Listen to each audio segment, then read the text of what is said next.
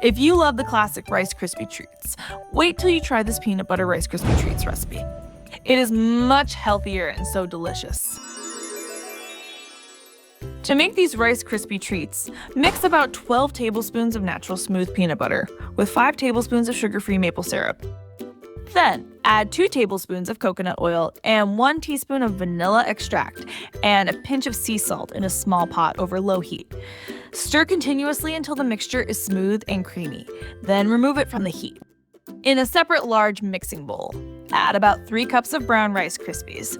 Pour in the warm peanut butter mixture, making sure to scrape every last bit from the pot.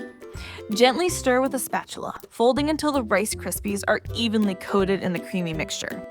Now pour the mixture into a 9 by 9 inch baking dish. If you want, you can line the dish with parchment paper to make it easier to remove later. Press the mixture down firmly with the back of a spatula. Now, melt 1 cup of semi-sweet chocolate chips with 1 tablespoon of coconut oil in the microwave, stirring between 30-second intervals until the chocolate is smooth and runny.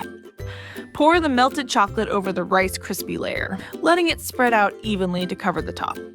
These Rice Krispies have that perfect crunch, just the right chew, and a sweet, deliciously peanut buttery finish. Also, check out this high-protein Rice Krispies recipe here. These are way better than any store-bought protein bars. Check it out now.